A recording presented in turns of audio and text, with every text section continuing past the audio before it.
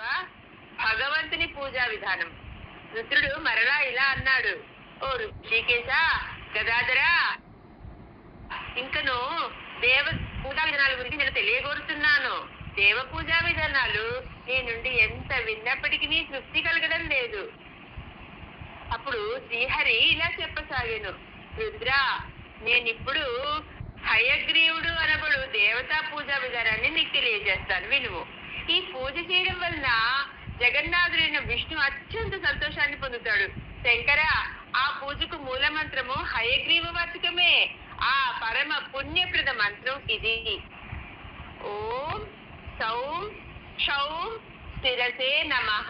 ప్రణవంతో కూడిన ఈ మంత్రము అన్ని విద్యలను ప్రసాదిస్తుంది. ఓం క్షాం హృదయాయ నమః. ఓం క్షీం శిరసే స్వాహ. ఓం శూం శిఖాయై వషట్. ఓం క్షైం కవచాయ హుం. ఓం క్షౌం నేత్రత్రయాయ ఔషట్.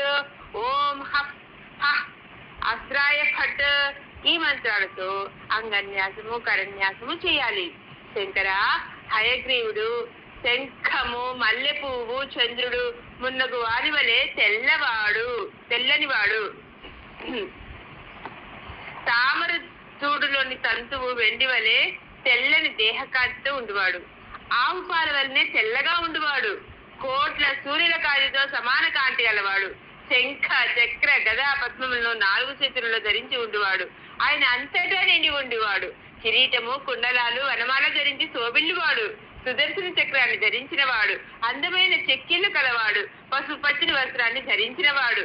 సకల దేవతలతో కూడిన ఆ విరాట పురుషుణ్ణి తనలో భావించుకొని అంగన్యాస మంత్రాలతో మూల మంత్రంతో న్యాసం చేయాలి. అనంతరము మూల మంత్రంతోనే శంఖము పద్మము మున్నగు మంగళమయ ముద్రలను ప్రదర్శించాలి. శంకర, ఈ విధంగా ముద్రలను ప్రదర్శించి మూల మంత్రంతో విష్ణువును ధ్యానించి పూజించాలి. రుద్ర, ఆ తర్వాత హయగ్రీవుని ఆసనానికి సన్నిహితంగా ఉండే అన్య దేవతలను కూడా ఆవాహనం చేయాలి. ఎలాగంటే ఓం హయగ్రీవాయ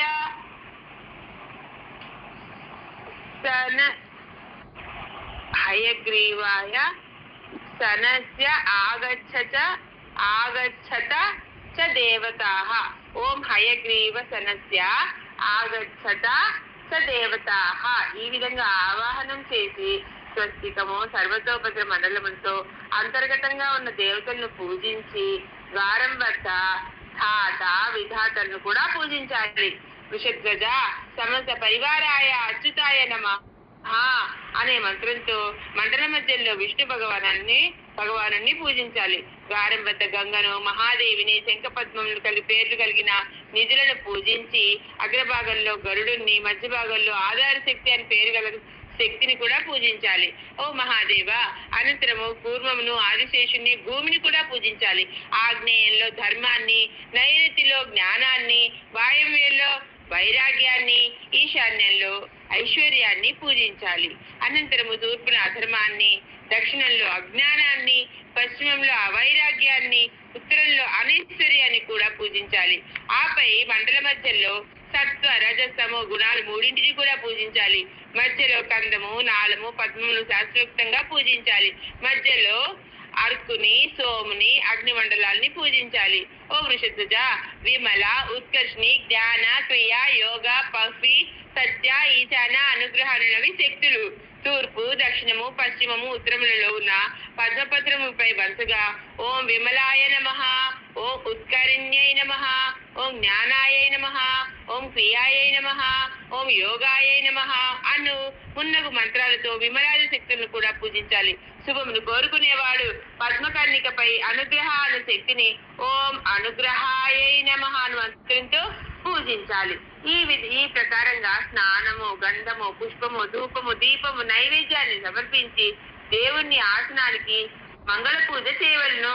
ఈ పూజానంతరము దేవాది దేవుడైన హయగ్రీవుని మండలంలోనికి ఆవాహనం చేయాలి. ఆవాహనం అయ్యాక ఏకాగ్ర చిత్తులై న్యాసం కూడా చేయాలి. న్యాసం అయిన తర్వాత సురాసురుల నమస్కృతుడైన దేవాది దేవుడు పరమేశ్వరుడు అయిన హయగ్రీవుని మరలా ధ్యానం చేయాలి. శంఖ చక్రాది మంగళమైన ముద్రలను మళ్ళీ ప్రదర్శించాలి. పూజించాలి.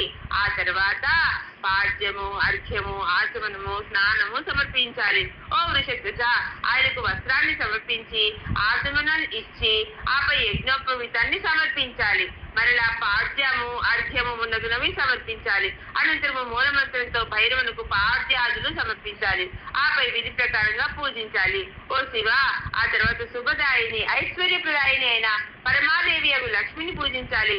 తూర్పు దిక్కున ఓం శంఖాయ నమః అంటూ శంఖాన్ని, దక్షిణంలో ఓం పద్మాయ నమః అంటూ పద్మాన్ని, పశ్చిమ దిక్కులో ఓం చక్రాయ నమః అంటూ చక్రమును, ఉత్తర దిక్కులో ఓం గదాయ నమః అంటూ గదను వరుసగా పూజించాలి. ఇదే విధంగా మరలా పూర్వ దిశలో ఓం ఖడ్గాయ నమః అంటూ ఖడ్గాన్ని, దక్షిణ దిక్కులో ఓం ముసలాయ నమః అంటూ ముసలాన్ని, పశ్చిమ దిక్కులో ఓం పాశాయ నమః అంటూ పాశాన్ని, ఉత్తర దిక్కులో ఓం అంకుశాయ నమః అంటూ అంకుశాన్ని, మధ్యలో ఓం ససరాయ నమః, ససరాయ ధనుషే నమః అంటూ పలుకుతూ ధనుర్బాణాన్ని కూడా పూజించాలి. రుద్ర, మరలా తూర్పు మొదలుకుని 4 దిక్కులలోనూ శ్రీవత్సము, కౌస్తుభము, వనమాల, శుభకరమగు పీతవస్త్రాన్ని పూజించి మరలా శంఖ చక్ర గదాధారి అయిన హయగ్రీవుని పూజించాలి. అనంతరము ఓం బ్రహ్మణే నమః అంటూ బ్రహ్మను, ఓం నారదాయ నమః అంటూ నారదుని, ఓం సిద్ధాయ నమః అంటూ సిద్ధుని, ఓం గురుభ్యో నమః అంటూ గురువును, ఓం పరమ గురుభ్యో నమః అంటూ పరమ గురువును, ఓం గురుపాదుకాభ్యాం నమః అంటూ గురుపాదుకలను పూజించాలి. అనంతరము ఓం సవాహనాయ సపరివార ఇంద్రాయ నమః, ఓం సవాహనాయ సపరివారాయ అగ్నయే నమః, ఓం యమాయ నమః, ఓం నిరుత్యై నమః, ఓం వరుణాయ నమః, ఓం వాయువే నమః, ఓం సోమాయ నమః, ఓం ఈశానాయ నమః, ఓం అనంతాయ నమః, ఓం బ్రహ్మణే నమః అంటూ మంత్రాలతో తూర్పు మొదలుకుని ఉత్తర దిక్కు వరకు ఇంద్రుడు, అగ్ని మున్నగు దేవతలు, దిగ్దేవతలందరినీ కూడా పూజించాలి.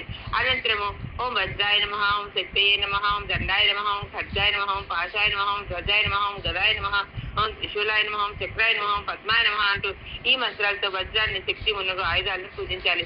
ఆ తర్వాత ఈశాన్యంలో ఓం విశ్వక్సేనాయ నమః అంటూ మంత్రంతో విశ్వక్సేనుని పూజించాలి. ఇదే విధంగా అనంతుని కూడా పూజించాలి. ఓం వృషభధ్వజ, హయగ్రీవునికి మూల మంత్రంతో గంధ, పుష్ప, ధూప, దీప నైవేద్యాలను సమర్పించి పూజ చేయాలి. అనంతరం హయగ్రీవునికి ప్రదక్షిణ చేసి నమస్కరించాలి. యథాశక్తిగా మూల మంత్రాన్ని జపించి భగవంతునికి అర్పించాలి. అనంతరం హయగ్రీవుని ఈ క్రింది శ్లోకాలతో స్తుతించాలి. ఓం నమో హయ శిరసే విద్యాధ్యక్షాయ వై నమః, ఓం నమో విద్యాస్వరూపాయ విద్యాదాత్రే నమో నమః, ఓం నమః శాంతాయ దేవాయ త్రిగుణాయాత్మనే నమః, సురాసుర నిహంత్రే సర్వ దుష్ట వినాశినే సర్వలోకాధిపతియే బ్రహ్మరూపాయ వై నమః, నమస్తేశ్వర వంద్యాయ శంఖ చక్రధరాయ చ నమ ఆద్యాయ దాంతాయ సర్వసత్వహితాయ చ త్రిగుణాయ గుణాయైవ బ్రహ్మ విష్ణు స్వరూపిణే కర్త్రే హర్త్రే సురేశాయ సర్వగాయ నమో నమః, సర్వ విద్యాధిపతి గుర్రము తలగలిగిన వాడైన భగవానులకు నమస్కారము. విద్యా స్వరూపుడు, విద్యాప్రదాయకుడైన దేవునికి మాటి మాటికి నమస్కరిస్తున్నాను. శాంతి స్వరూపుడు, త్రిగుణాత్ముడు, సురాసురును అదుపులో పెట్టువాడు, సర్వ దుష్ట వినాశకుడు, సర్వ లోకాధిపతి బ్రహ్మస్వరూపుడైన హయగ్రీవులకు నమస్కారము. మహేశ్వరునికి కూడా వందనీయుడు, శంఖ చక్రధారి, జగత్తునకు ఆదికారుడు, పరమోదారుడు, ప్రాణులందరికీ హితమును చేకూర్చువాడైన దేవునికి నమస్కారము. త్రిగుణాత్మకుడు, త్రిగుణాలకు అతీతుడు, బ్రహ్మ విష్ణు స్వరూపుడు, జగత్తును సృష్టించువాడు, పోషించువాడు, సంహరించువాడు అయిన దేవేశ్వరులకు హయగ్రీవులకు నేను మాటి మాటికి నమస్కరిస్తున్నాను. ఇలా స్తుతించి తన హృదయ పద్మ మధ్యంలో శంఖ చక్ర గదాధారి, కోటాను కోట్ల సూర్యుల కాంతితో వెలుగువాడు, సర్వాంగ సుందరుడు, నాశనం లేనివాడు, మహాప్రభువులకు ప్రభు అయిన వాడు, దేవాది దేవుడైన హయగ్రీవ పరమాత్మని ధ్యానించాలి. శంకర, ఈ విధంగా నేను హయగ్రీవ భగవంతుని పూజా విధానాన్ని నీకు తెలియజేశాను. పరమ భక్తితో దీన్ని చదివిన వాడు పరమ పదమును పొందగలడు.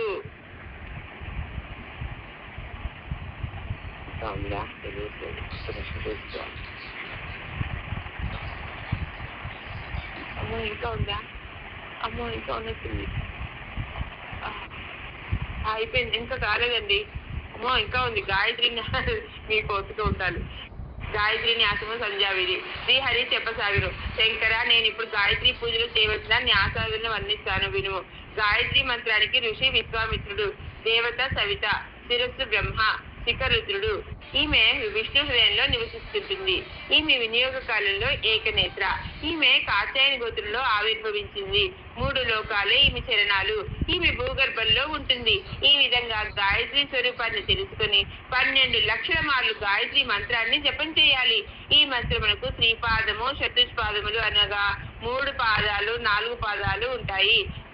త్రిపాద గాయత్రికి ప్రతి చరణంలోనూ 8 అక్షరాలు, చతుష్పాద గాయత్రికి ప్రతి చరణంలోనూ 6 అక్షరాలు ఉంటాయి. జపానికి త్రిపదను, పూజకు చతుష్పద గాయత్రిని ఉపయోగించవలని చెప్పబడింది. జపము, ధ్యానము, యజ్ఞము మొదలగు కృత్యములలోనూ పూజలలోనూ నిత్యము కూడా ఈ సర్వ పాప వినాశిని అయిన గాయత్రీ దేవిని పద్ధతిగా తన అంగములలో న్యాసం చేయాలి. కాలి బొటన వేలిలోను, గుల్ఫముల మధ్యలోను, 2 పిక్కలలోను, 2 జానులలోను, ఊరు భాగాలలోను, గుహ్యస్థానమున, అండకోశములలోను, నాడుల యందు, నాభి యందు, శరీరపు పొట్ట భాగంలోను, స్తనముల యందు, హృదయమునందు, కంఠమునందు, పెదవుల పైన, ముఖము పైన, తాలువున, భుజాలు రెండింటి యందు కూడా, నేత్రముల యందు, కనుబొమ్మల మధ్య కూడా, శిరస్సు పైన గాయత్రి మంత్రన్యాసాన్ని చేయాలి. ఆపై వరుసగా తూర్పు, దక్షిణము, ఉత్తరము, పశ్చిమము ఈ 4 దిశలలోనూ న్యాసం చేయాలి. ఓ రుద్ర, గాయత్రీదేవి మంత్ర పురంగులను వివరిస్తాను. వరుసగా ఈ మంత్రాక్షములైన 24 అక్షరములకు ఇంద్రనీలమణి, అగ్నికాంతి, పసుపు, శ్యామలము, కపిల వర్ణము, శ్వేతము, విద్యుత్ ప్రభ, ముత్యపు రంగు, నలుపు, ఎరుపు, శ్యామవర్ణము, తెలుపు, పసుపు, శ్వేతము, పద్మరాగ సమాన వర్ణము, శంఖవర్ణము, పాండురము, పాండురం అంటే తెలుపు, రక్తవర్ణము, ఎరుపు నలుపు కలిసిన ఆసనము వంటి కాంతి. తర్వాత సూర్యవర్ణము, సౌమ్యవర్ణము, శ్వేతవర్ణము, శంఖకాంతి, శ్వేతము. గాయత్రీదేవి మంత్రాన్ని జపించిన వ్యక్తి ఏ వస్తువును తాకినా, కరులతో దేనిని చూచినా అవన్నీ పవిత్రమవుతాయి. గాయత్రిని మించిన గొప్ప మంత్రం లేదని భావించాలి. యజ్ఞస్మృతేతి హస్తేన యచ్చ పశ్యతి చక్షుషా పూతం భవతి తత్సర్వం గాయత్ర్యా న పరం విదుః. అంటే గాయత్రీదేవి మంత్రం జపించేసిన వ్యక్తి ఏ వస్తువును తాకినా, కళ్ళతో దేనిని చూసినా అవన్నీ కూడా పవిత్రమవుతాయి. శ్రీహరి మరా ఇలా చెప్పసాగాడు. ఓ రుద్ర, నేను ఇప్పుడు పాపములను నాశనం చేసే సంధ్యా విధిని వర్ణిస్తున్నాను, శ్రద్ధగా వినుము. 3 మారులు ప్రాణాయామం చేసి సంధ్యా స్నానమునకు ఉపక్రమించాలి. ప్రాణవాయువును నిరోధించి ప్రణవ మంత్రమును అంటే ఓంకారాన్ని సప్తవ్యాహులతో కూడిన గాయత్రి మంత్రమును ఆపో జ్యోతిరసో మృతం భూర్భువస్వరం ఈ గాయత్రి శీర్షంతో పాటుగా 3 మారులు ఉచ్చారణము చేయటం ప్రాణాయామము అంటారు.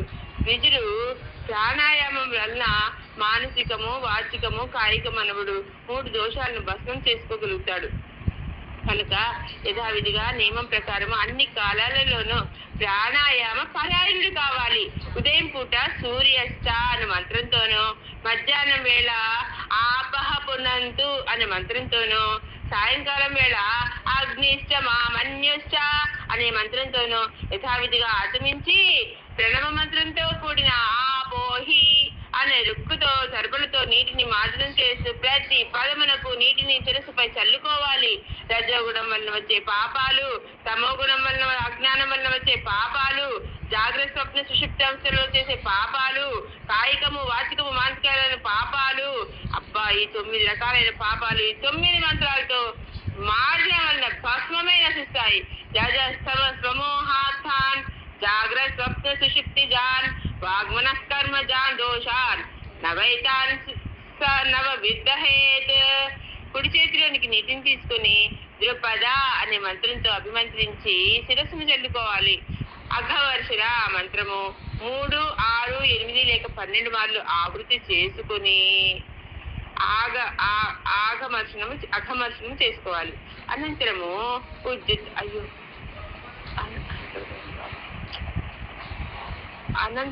ఉజ్జితము మరియు చిత్రము అనే మంత్రాలతో సూర్యోపస్థానం చేయాలి. దీని వలన పగలు రాత్రి చేసిన సమస్త పాపాలు ఆ క్షణమే నశిస్తాయి.